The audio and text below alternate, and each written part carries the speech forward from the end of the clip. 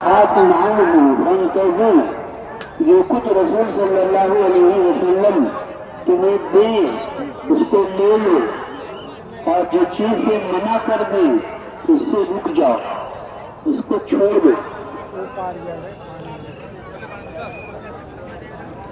تو میرے بھائیو دوستو، محمد صلی اللہ علیہ وسلم کے طریقے میں کامیابی ہے اور آپ کے طریقے سے ہٹ کر چلنے میں ناکامی ہے۔ آخرت کی تو ہے ہی، دنیا کی بھی ہے، دنیا کی بھی ناکامی۔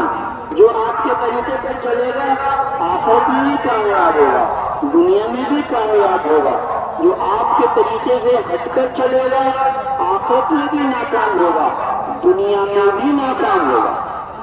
چاہے اسے وقتی طور سے فرعون کی طرح اپنی بادشاہت دکھائی دے، چاہے اسے وقتی طور سے حامان کی طرح اپنی وزارت دکھائی دے، اور چاہے اسے وقتی طور سے قارون کی طرح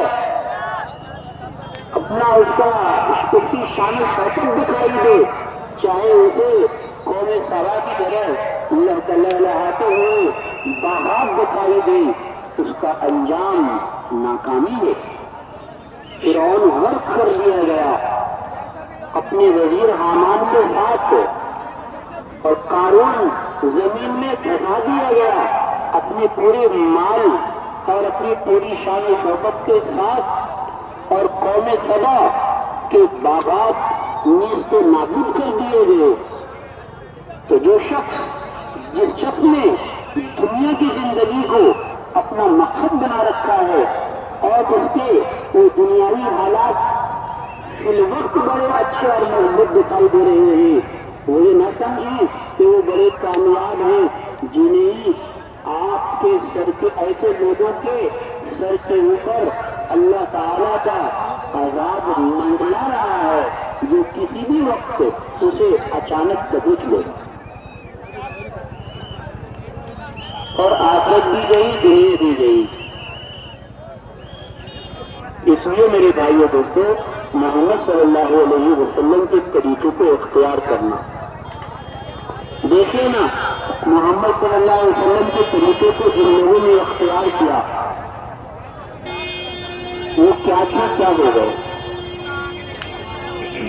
اور جنہوں نے نہیں اختیار کیا وہ کیا ہو گئے۔ وہ عرب کی قوم جو پتھروں کو پوجتی تھی، اب سوچیے پتھر میں کوئی پوجنے کی چیز ہے؟ درختوں کو پوجتی تھی، درختوں کو پوجنے کی چیز ہے کیا؟ ایک قوم کو سورج کو پوجتی تھی، سورج میں تو پوجنے عبادت کی چیز ہے کیا؟ اور پتہ نہیں کیا کیا چیزوں کو پوجتی تھی۔ میرے بھائی دوستو، جو قوم پتھروں کو پوجتی تھی اور مردار کھاتی تھی، حلال و حرام کی تمیز نہیں تھی، شراب پیتی تھی، اور اپنی بچیوں کو زندہ دفن کر دیتی تھی۔ اپنی بچی کو زندہ دفن کرنا ذرا سوچ سکتے ہیں؟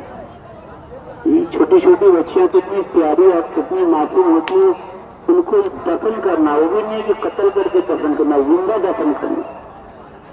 قرآن کہتا ہے وَإِذَا الْمَوْءُودَةُ سُئِلَتْ، زندہ دفن کی گئی بچیوں سے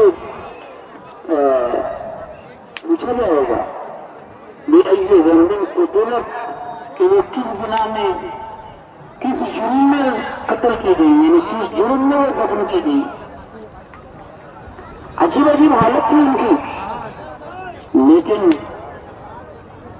جب اس قوم نے عبادت کا حال ہو گیا تھا، ننگے طواف کرتے تھے، ان کی نماز کیسی تھی، تالی بجایا اور چھٹی مار دیا، ہو گئی نماز۔ قرآن نے کہا مَا كَانَ صَلَاتُهُمْ عِندَ الْبَيْتِ إِلَّا مُقَاءً وَتَصْدِيًّا، کہ خانہ کعبہ کے پاس ان کی نماز چھٹی بجانا اور تالی مارنے کے لیے کی گئی تھی۔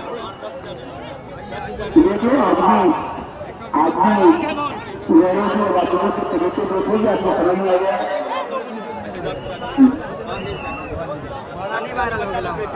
میرے بھائی دوستوں، ایسی قوم جس سے کوئی حکومت کرنے کو تیار نہ تھی کوئی قوم